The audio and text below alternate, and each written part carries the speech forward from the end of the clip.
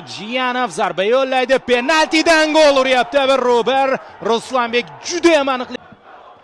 Demak, burchakdan to'p yetkazib berildi va mana bu yerda himoyachilar xatosi keyinchalik esa. Keyinchalik o'yindan tashqari holat. Juda ko'p voqea bo'ldi. Tahsin xatoga yo'l qo'yishi mumkin edi. Navbahorning hujumi jiddiylashyapti, zarba va gol! Lochinlar ikkinchi ta'sir berildi. Ruslanbek Jiyanov gol urib hisobni 0-2 ga yetkazib. Yuqoridan mana imkoniyat. Zarba va gol! 44-raqamda harakat qilayotgan Andrich uchun Hozir jarima uchasiga to'p yetkazib berildi.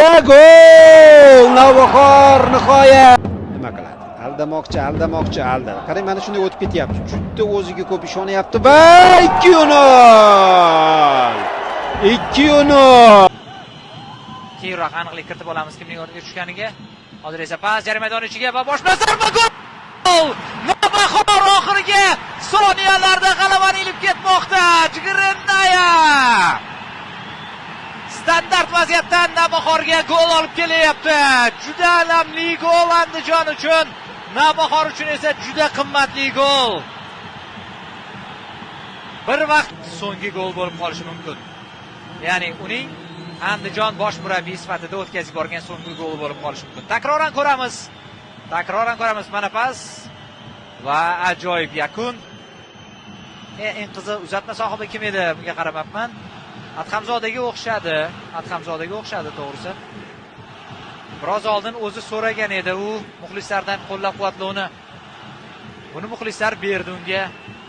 Va u mana bunday pas bilan javob qaytardi. Ha, aynan Adhamzoda bo'lgan ekan, qoyil. O'tkar Yusupov g'alabani muxlislar bilan nishonlash uchun maydonni nariga Umar Adhamzoda yaxshi imkoniyatga kelishi mumkin. Navbahorda o'ng qanoti bo'shliq bor edi. Aynan mana shu qanot ko'rsatma amalga oshirilyapti. Uzoqdan zarba ko'ramizmi? Hozircha yo'q. Uzatma, yanada o'ngga ichkariga pas, zarba va gol!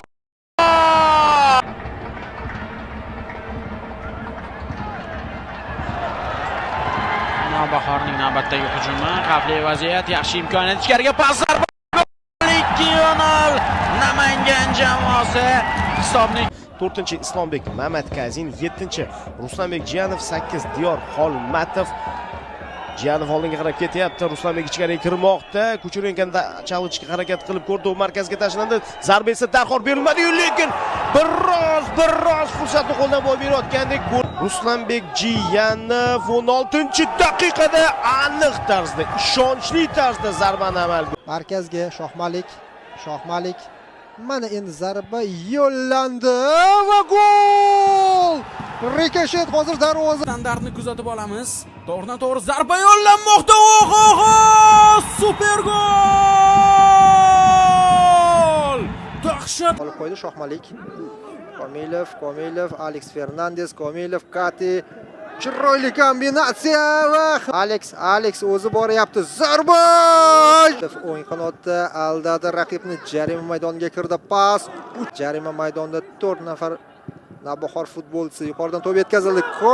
Yoshlar jamoasidan asosiy jamoaga o'tkazilgan futbolchi va zarbasi bor Vanya.